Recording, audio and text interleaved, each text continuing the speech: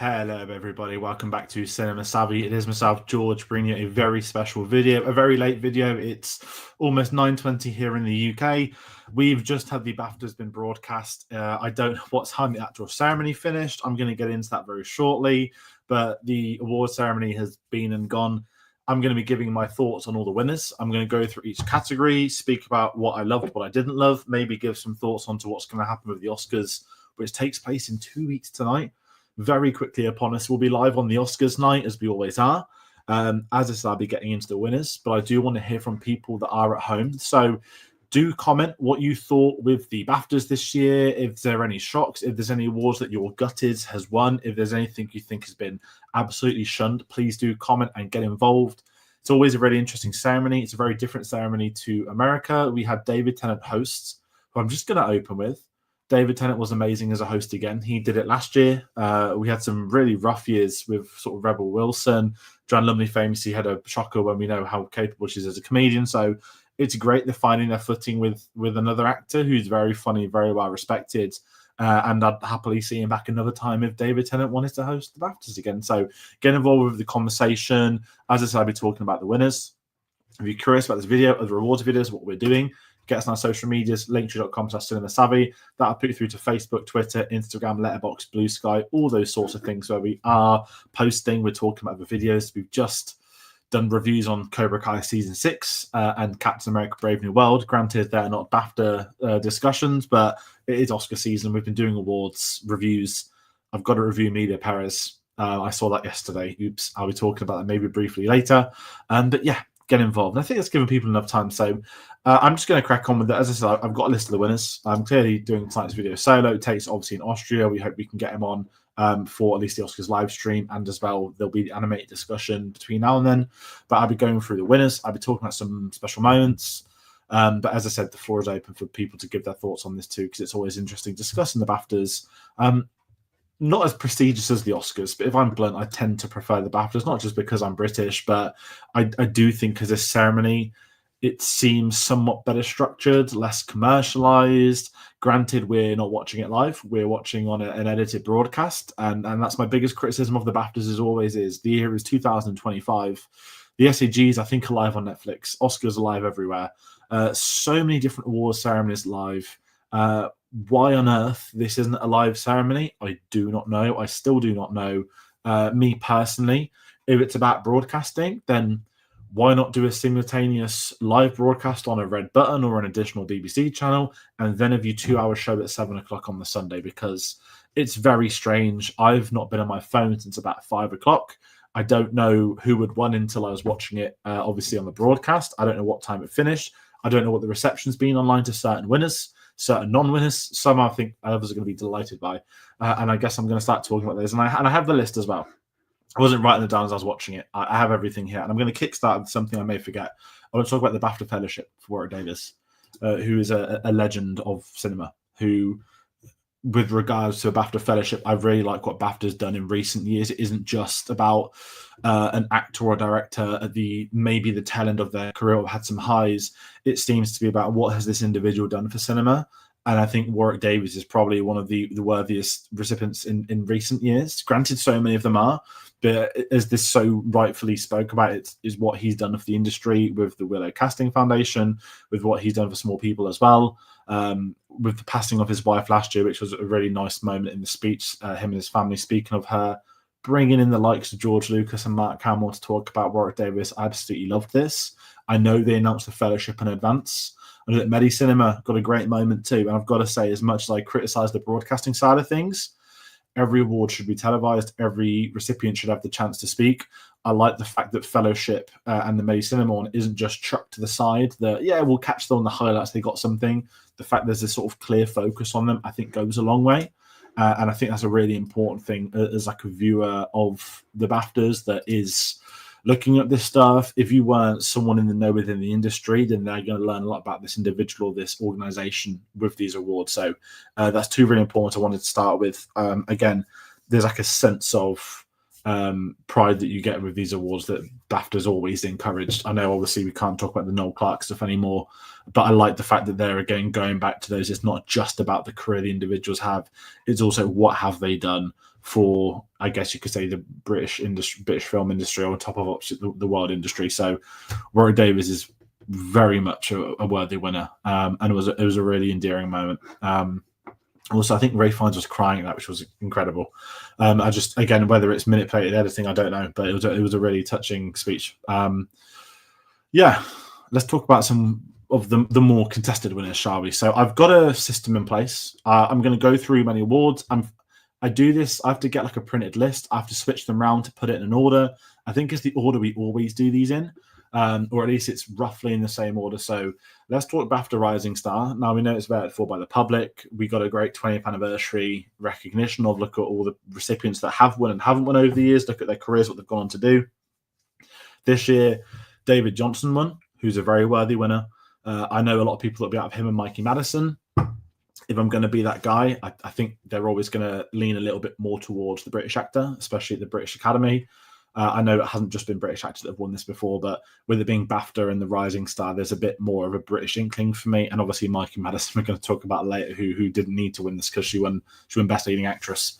But David Johnson, very worthy winner, and I'm delighted that he won this. He gave a really great speech as well, a really good speech. And to be fair, again, whether it's editing, I don't know, but the speeches that came out today were great, and it always seems to be a bit nailed on with BAFTA. And again, whether it's editing and post-production, I know they're doing like a broadcast somewhat.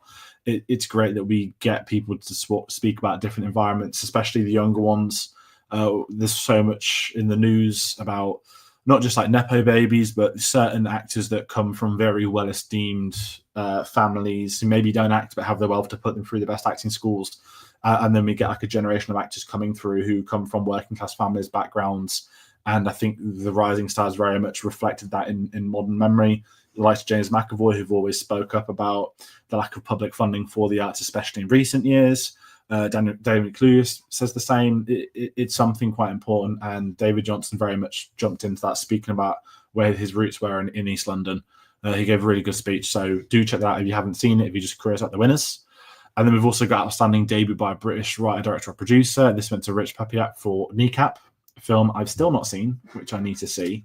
I've heard a lot of good things about Kneecap. I don't know much about the band themselves. I know Michael Fassbender was involved, and I know it's a film that a lot of people have spoken about. So that is something I need to see. I can't remember it had any Oscar nominations, but it had quite a big presence today at BAFTA. And again, it's very much a worthy winner for the film, what that's done. I'm going to wheel through the shorts, no disrespect, but I don't know anything even near as much. And a criticism, again, this not being a live broadcast, you get some awards chucked in for the, we presented this earlier, here's their 20 seconds. Best British Short Animation, Wonder to Wonder, won. Best British Short Film, won by Rock, Paper, Scissors. Again, the shorts, I don't have the knowledge of, they're relegated to the, we're not going to show this live. At least this year, they didn't chuck it in like just before they present their best film. Here's like a rollout of 15 wins or something stupid. They split it up twice, which meant there's a little bit more time for those, which was nicer. But it's still strange that, again, they can't do the show live. It's very infuriating. Best film not in the English language, Emilia Perez. Kneecap, I haven't seen, as I said. I didn't know if that might win the BAFTA with the British, again, winning Best British debut. I'm Still Here, which still hasn't been released here. I don't know if it's ever going to be shown here. I can think of more hair puns if I can, but it's meant to be coming out next Friday. It's the only Best Picture film I've not seen. I didn't know if this would win it. Emilia Perez obviously has won it. We know all the controversy going on. I've got a review to do for that for Tuesday. That's going to be fun. The film was not fun. I thought the film, if I'm to be frank, was one of the worst films I saw from 2024. I do not know what planet people are on putting it in a ceremony such as this. I'm just adding more fuel on the fire that everyone's spoken about. There are obviously fans of this film somewhere, and it just seems to me like it's just the industry like the film. I've not come across any, and I'm not doing some arrogant, because I've not met someone, that's not true, but Of all the film circles, I tend to chat with people in multiple people, different backgrounds, different environments, different countries, different everything, trans backgrounds, LGBTQ plus backgrounds, many other backgrounds. Not a singular person I know has liked Emilia Perez. It is literally only been these voters that have been have an opinion somewhere. I know Netflix picked it up after Cannes, but my brain just cannot pick up the nonsense surrounding this film. I just thought it was a crap film. I thought it was rubbish as a musical. I thought it was crap as a drama. I thought it was a piss take with regards to the Mexican background and trans rights too. It was just a load of rubbish. And this won 2 BAFTAs. One of them is this, best film not in English language. Well, it's not in the English language, so at least this one's in the right category. But thank God there is not too much more to speak about this film.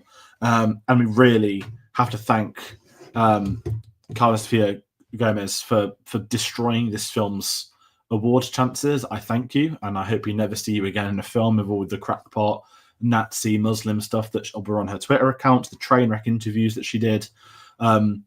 It's really helped make award season a lot funner, because as open as this award season has been, Emilia Perez is like a looming shadow that it was nominated for so many things. Could it win so many things? It hasn't. It's won 2 BAFTAs. Let's hope it wins 0 Oscars. We'll keep going. I've got to revisit it for another award. Best documentary. Love this. Superman, the Christopher Reeve story. Didn't even get nominated for the Oscars. Now, I've not seen Will and Harper, which I heard amazing things about, alongside Noah Land. I was broken watching Superman. It was a really eye-opening experience, learning more about what Chris Reeve went through, the disabilities, what him and his family were able to do, the charity work that followed it. It was genuinely incredible documentary. Somebody that doesn't have the knowledge of Christopher Reeve or Superman, as a very much a new person, that really, again, felt a lot more, wow, there's a lot that's gone on here, as an understatement, but this is what he'd gone through with his life. Let's also look at him as a performer, him as an actor before the accident, the roles he was trying to do whilst also being Superman. And you come across these great interviews of him speaking about the industry. He's a very, very intelligent actor, and it's incredible to see the legacy of this. I'm so glad this film got the recognition here. Didn't get much of a UK release either. It got much more of a release in America, so I was really, really happy that this was this one, if I'm honest. I think this might be one of the Oscars look back in embarrassment about. Best animated film.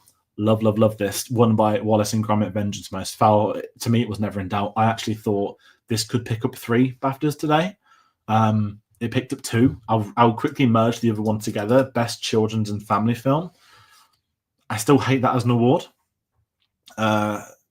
How do you determine what's a children and family film? Would Star Wars count? Star Wars has always been made for kids, but it's a new award. I think the award's had a crap. And if I'm honest, if it's got 4 nominees and 3 of them have also been nominated for Best Animated Film, there's a bit of a crossover there, which is people aren't going to take it seriously. The only difference is that Inside Out was replaced by Kentucky's Kingdom. But then Wallace and Gromit winning 2 BAFTAs, amazing. Loved Wallace and Gromit. Big fan of the film. It was a great film at Christmas. They nailed the UK release, putting on BBC One on Christmas Day, one of the most viewed films, I believe, in British TV broadcasting in the last couple of decades. For the older folk, you'll be going back to your James Bond debuting on ITV for the first time. That used to always break those records, but Wallace and Gromit's like one of the first films since then to have something like that. I was just very happy this got recognised at BAFTA. I kind of expected it to. I would have been very disappointed if Wallace and Gromit hadn't won a BAFTA. And I think it'd be very embarrassing for BAFTA themselves if this had been rewarded in America, but maybe not here in the UK. Now, will it win the Oscar? I don't know. We'll find out. I think The Wild Robot might take the Oscars, and this is where you get the BAFTA-Oscar divide. I spoke about it a lot across the last few weeks. I thought Conclave would do much better here in the UK. Nothing against Conclave, nothing against the other nominees, but I just think the way the BAFTA lend themselves, especially with All Quiet on the Western Front, how that did here compared to Oscars. It did well at both, but it won those big ones here and not there in America. I have that approach certainly with sometimes, and it felt like there were a few swerves that you think a film's going to win and didn't, and that kind of leads us on to the next award, Outstanding British Film. This is where I thought Wallace and Gromit might go 3 for 3. It didn't. A very controversial award when you're looking at films like Gladiator 2, which isn't really a British film. Kneecaps, Irish, if you want to put it nicely. Love Lies Bleeding. Okay, I know it's got American cast, it's got some British funding, but it doesn't feel like a British film. Again, that happens with these. Conclave felt like a British film. I don't know. I know you've got to tick certain boxes to qualify for it. Certainly like funding, filming, locations, cost, blah, blah, blah. Those kinds of things. Outstanding British film's weird, but it's won by Conclave. And yeah, I'm fine with that. I'm genuinely fine with that. We'll talk about Conclave again later, but I don't know. Does it feel the most British of these? Film about the Pope? Yes, it's got Ray Fiennes, German director. I can't remember the production behind it. It certainly feels like a British film, but again, I'm going to be on the Wallace and Gromit hype train. So let's move on. Best casting. I believe this is coming to the Oscars this year or next year for the first time. Still won't do best stunts, which is embarrassing. Best stunt coordination. I don't know why it can't be an award, but we'll find out. Best casting won by Nora. Loved this. Loved Nora. I mean, the other nominees in this are quite incredible. We had Nora, The Apprentice, A Complete Unknown, Conclave, and Kneecap. And this is how varied this award season has been, is that you can have a film such as Nora win best casting, yet 5 seconds ago we were talking about outstanding British film, which is won by Conclave, best film, which is won by Conclave, but best actress, which is Nora. So there's so many zigzagging this year with award season, but it's really interesting. Best director, Brady Corbet.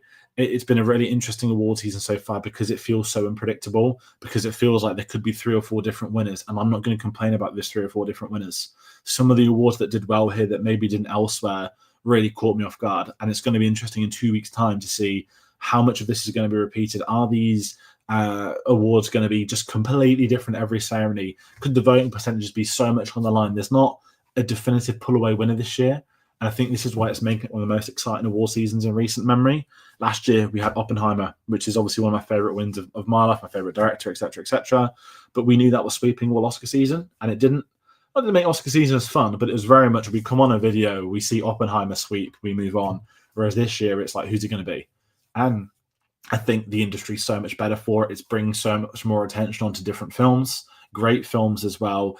All of them are so different from one another. It's a really varied lineup, and I love it. And yeah, I know that's a long way to extend off of Nora on best casting, but it kind of leads us there. And even best costume design, we get Wicked picking its first win of the night.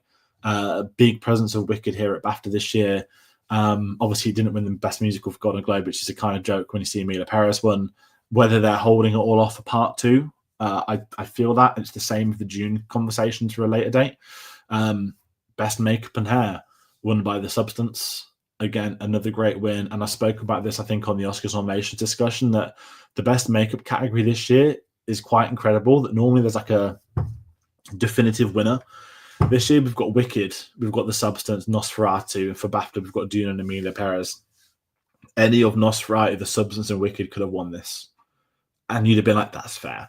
Normally it's like one clear winner, you'd be fuming, but it's not that. Like when Star Trek was beat by Suicide Squad, an absolute shambles. But again, I've never been excited for makeup and hair, but I am. Best production design won by Wicked. Again, no surprises here. I think Wicked picked up two BAFTAs on the night. I can understand it winning some of these BAFTAs as well, particularly the best costume one, as I said. Production design, personally, I thought Nosferatu was better than Wicked going up after. Brutalist was incredible, but I guess with fewer sets, limited sets, it's a bit different in terms of production design. Best sound won by Dune Part 2. Not going to complain at that. Absolutely not going to complain at that. Dune Part 2 is very much a worthy winner. We'll speak about Dune Part 2 again because it also won Best Special Visual Effects. Should have won that, no questions asked. Sorry, Planet of the Apes, but you have had a film better than you for VFX, and you can't look past Dune, if I'm honest. And I'm going to talk about Better Man. I've still not seen the Robbie Williams biopic. I know Americans don't know who Robbie Williams is. It's become a weird punching bag online about the film not doing well financially. I've got to say, this isn't intentional, but there was something maybe not amusing. I'm not annoyed, but there was just something like maybe internally between them that, hey, the Robbie Williams film that didn't do too well at award season, that hasn't done too well financially, that hasn't been the best of things. Robbie Williams' song, I know this is Oscars, not now, but Robbie Williams' song not being nominated, etc. But then we're going to take that perform live one of their songs without Robbie Williams, which was in Anora, which was a great song, and it was a great piece at the BAFTAs too. There's nothing to it, but I just kind of thought it was quite funny.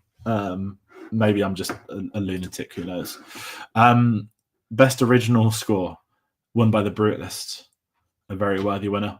I think best score, I don't want to call it weak this year. I think it's really down to Conclave and The Brutalist for me. Emilia Perez should not be there.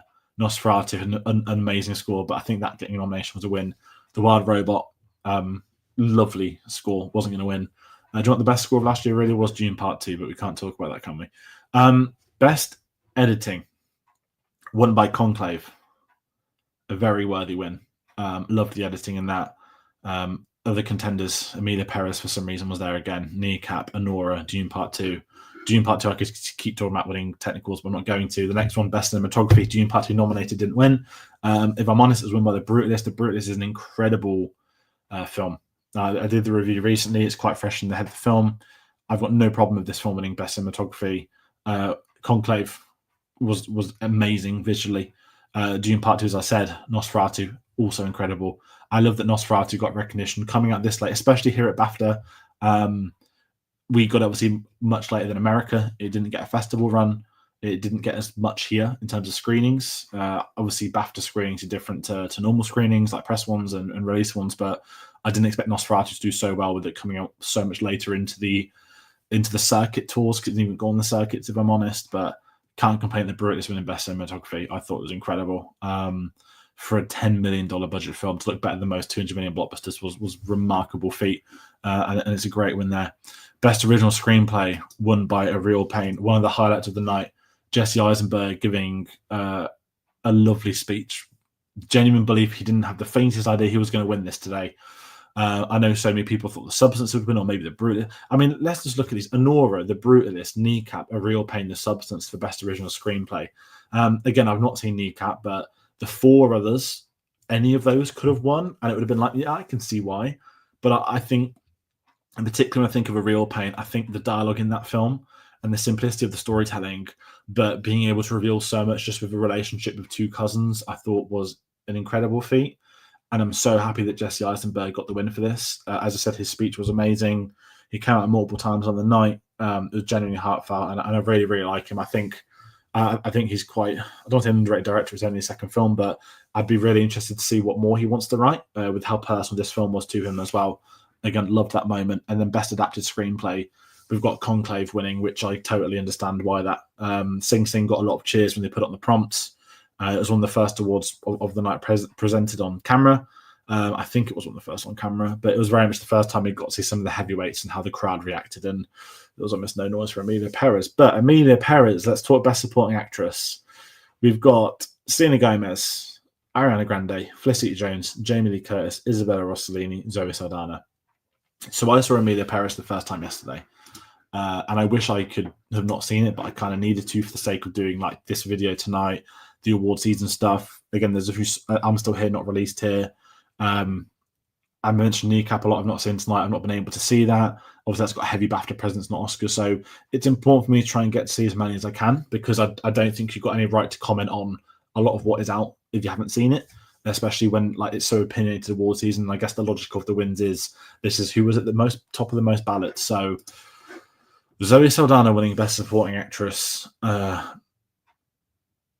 I can't sit here and say she gave a worse performance than Selena Gomez or Ariana Grande or Felicity Jones. I've not seen that Showgirl or Isabella Rossellini. In fact, I'd say Zoe Saldana gave better performances than the ones I mentioned. Do you know why she gave a better one than the ones that I mentioned? Because she's not the supporting actress in the film. She's the lead. The film opens with her. The film follows her character getting brought into this world to work for this gangster, to be involved in this, to then reunite a family together, to then look after the children at the end. She's the lead of the film. And I know it happens every year. There's something that's wrongly put in a category. It'd be far easier for Zoe Saldana to win Best Supporting Actress than win Best Leading Actress.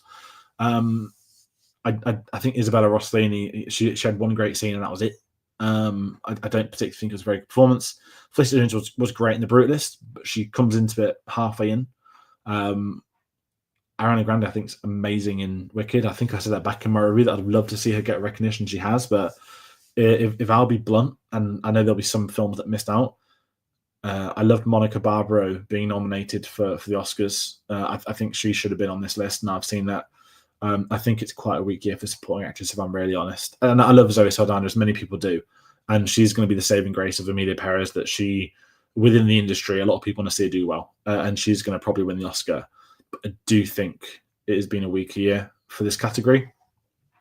It's not taking it away from Zoe Saldana, but she's the lead actress. And again, that's what Netflix do. That's what these films do when they campaign. They campaign to win. And this is one of those circumstances. Hopefully, she gave a lovely speech. Again, everyone's a fan of it. I don't think anyone dislikes Zoe Saldana, but yeah. That film was a mess. Best Supporting Actor, won by Kieran Culkin, who deserved to win. I thought it was out of him and Guy Pearce, if I'm honest. I love the fact that Jeremy Strong got nominated. Jesse Eisenberg picked the award on Kieran Culkin's behalf. He spoke really well about him.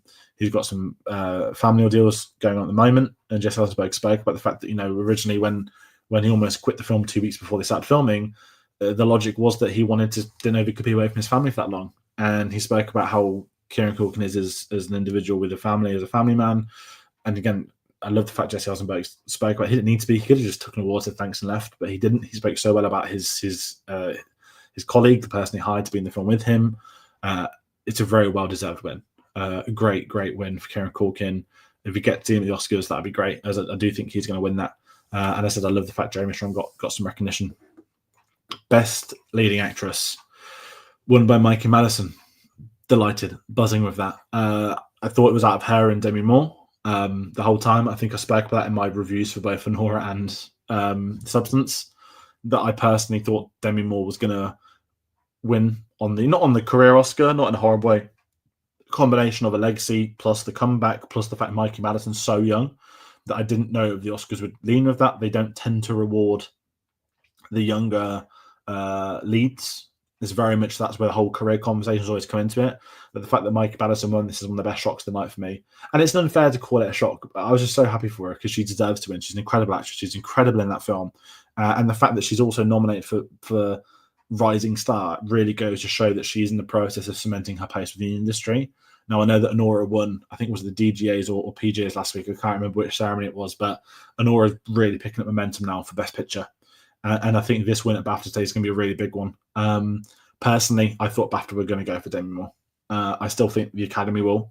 The Oscars is going to be really interesting due to this. I love Demi Moore. I thought she was amazing in The Substance, but I do think Mikey Madison gave the best performance of last year for the leads. Obviously, Carla Sofia Gascon was not in attendance. We've all seen the tweets, the car crash interviews, Netflix releasing statements, Zoe Saldana releasing statements, unauthorized interviews, a lack of funding to travel to these, and just a load of utter drivel that's come out from herself, not even her publicist and campaign team at this present. So she obviously wasn't there. She won't be winning the Oscar, thankfully, and hopefully, as I said, that's buried this one's chance. Best Leading Actor, though. What I thought was one of the shocks of the night too. Adrian Brody winning for The Brutalist. I thought Adrian Brody's amazing in that film. I thought he did give a better performance than Ralph Fiennes. But I thought, as I've said so many times, with BAFTA being British, with Conclave having that British presence, it feeling more like a BAFTA type of film than others, I just thought it's a slam dunk. Ralph Fiennes is going to get his, I don't want to call it a career BAFTA, but it felt very much in the early race sort of these acting awards that this is going to be Ralph Fiennes this year. He hasn't had the recognition within the industry compared to some others. But I've got to say, after watching The Brutalist, I'm fine with Adrian Brody winning. I thought he gave an unbelievable performance. I didn't realize he'd never won a BAFTA. He didn't win the BAFTA when The Pianist came out. He won the Oscar for that. Whether he wins the second Oscar, I guess we're going to find out in 2 weeks' time, but he gave a great speech. I know he'd been on the West End recently. He spoke about his experiences there. He seemed very humble in his win, and I'm delighted for him. I thought it was amazing in that film. A really great film and some great nominees alongside the pair of those. Sebastian Stan, Hugh Grant. I've not seen Heretic yet, but the fact that got nominated in as a horror film is like worthy of being spoken about. People are delighted with that. Very much that British presence. Carmen Domingo looking unbelievable on the red carpet as he always does. He's got some. I absolutely love seeing him in things. I know he's in for Sing Sing, but yeah, Adrian Brody takes home the BAFTA. Does that cement the Oscar? I guess we'll find out in the coming weeks. I feel at this point in time, you can lock him in now. I thought if Ralph Fiennes was winning, it'd be the BAFTA at home, but it hasn't been.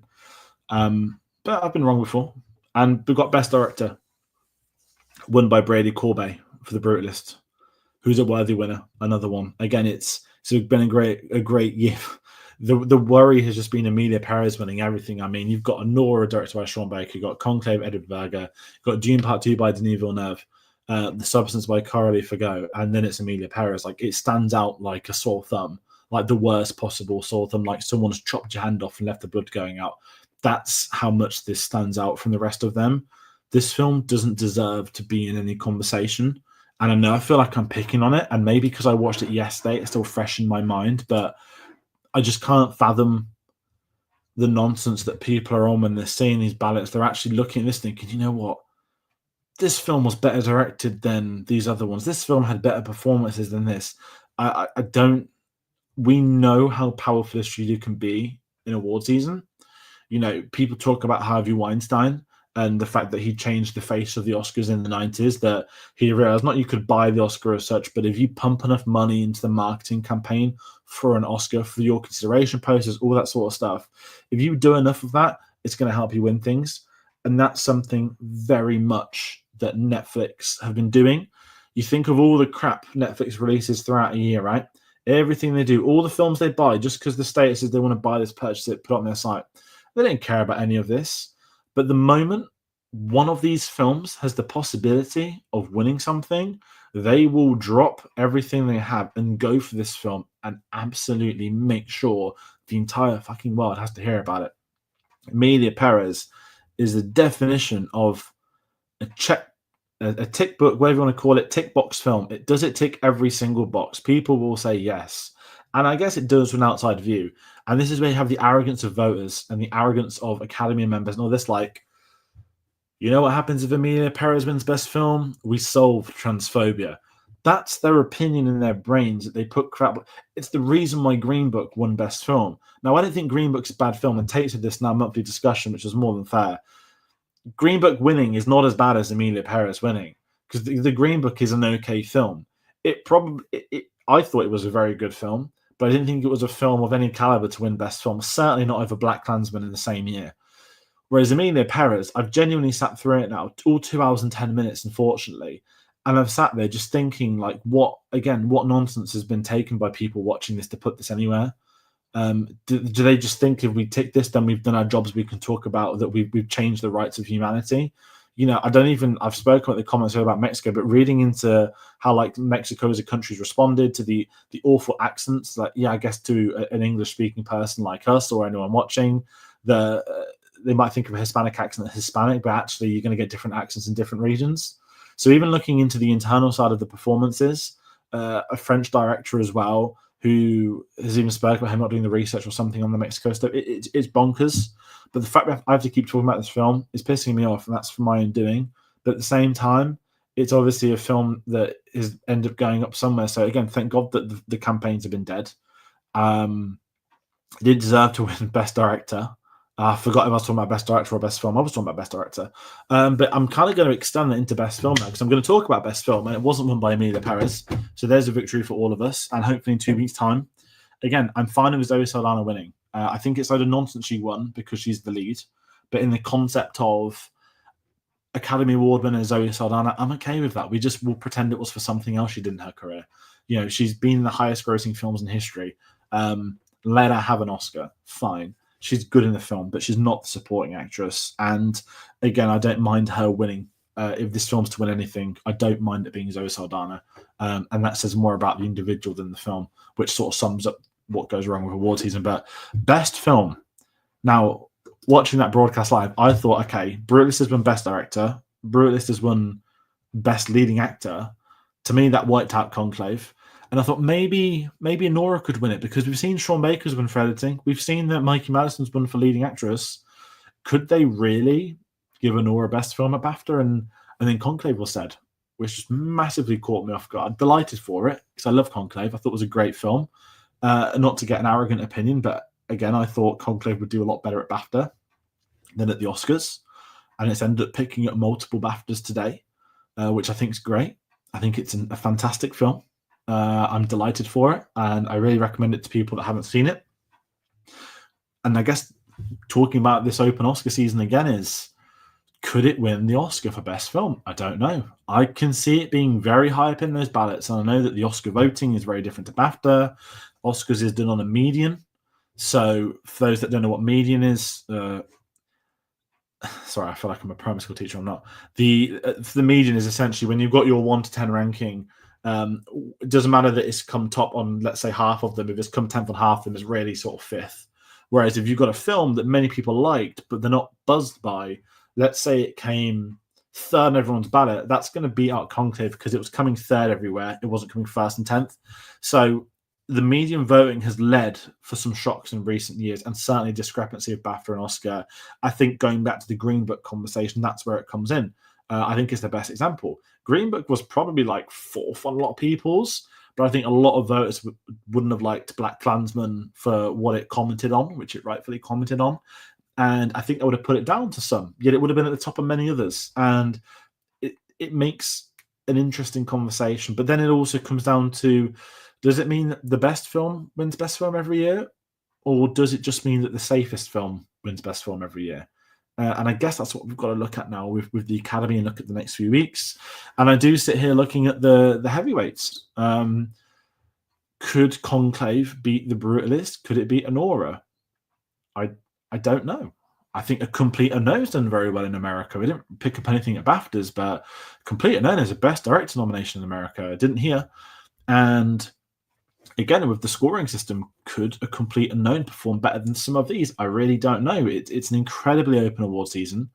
I would love to see multiple of these films win. There's very few best film nominees that I don't think should be there. The 9 I've seen, I really liked. I liked 8 of them. I think maybe 4 or 5 of them are the real ones that should be winning, but I don't normally hype up a certain amount of films. I'm very much in the it's got to be this, or I think it's crap, or this or this. But I'm certain this point now, I'm like, there are multiple worthy winners for this year.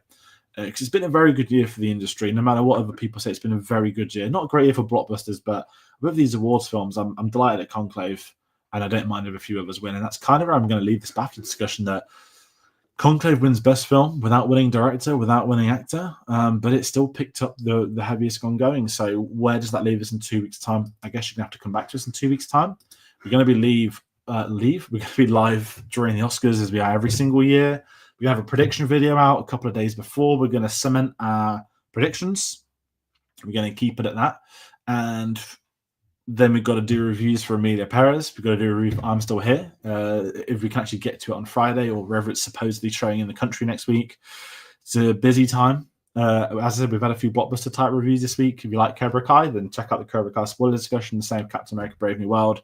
There'll be a couple of shorts as well, as we are posting more shorts on our socials. Maybe we'll do some specific Oscar ones. I'll sort of figure that out when the time comes. But that is going to do it for this discussion today. People at home, if you weren't watching it live, you've joined us later. I know this is straight after the broadcast. Comment your thoughts on this year's BAFTAs. Something I didn't speak about, actually, I really want to talk about now is the In Memoriam section. Jeff Goldblum playing a lovely song on the piano. It's always a difficult part of the broadcast when they do that for varying reasons. You forget about how many legends you lose. It's always awkward to do on the live when we do the Oscars watch longs. We don't want to talk and be disrespectful. But I love the Jeff Goldblum performance moment. I thought it was done with a great amount of taste, and it was a really nice way to sort of honour some of the great BAFTA members we lost in the last year or so. So that's going to do it for that. That's like a heavy ending, but it's something I did need to write about. I wanted to make sure to speak about, and I did. Again, big fan of Jeff Goldblum. If anyone's ever Jeff Goldblum, the Mildred Snitchell, I think it's called. I've seen them perform live. His jazz band's actually very good. So if you're curious, check out when they're touring. But yeah, other videos. I mentioned reviews. I mentioned Oscar stuff you've got to do. There's more coming. I'm planning one of our biggest series in channel's history. I say biggest in context of preparation, not necessarily the videos. A lot of prep that's going to go into something coming later in the year. Even during the ceremony tonight, I was designing thumbnails, which has been really interesting. So there's a lot more things happening. We're going to find out about those. Get us on our social medias, Facebook, Twitter, Instagram, Letterboxd, Blue Sky, on all of them. When there's more details on that series, I'll announce it. I've got to kind of finish all the preparation to then actually prepare the videos. That's as much as I can give away. And then I need 7 weeks where there is a gap to do a weekly video. So if you're looking at the rule of 7, look at things that have 7 involved. It's a magical number, to put it lightly. So that's everything I can tease, everything I can talk about today. I mentioned we'll be back next week with reviews. We'll have predictions. We'll have a lot more going on. We've got the animated rundown discussion that Tate will be doing. When there's more details, again, they're on our social media. So that's going to do it for me today. Thank you all so much for watching. I hope you enjoyed this video. I hope you enjoyed the BAFTAs, and we'll see you on the next one. Take care.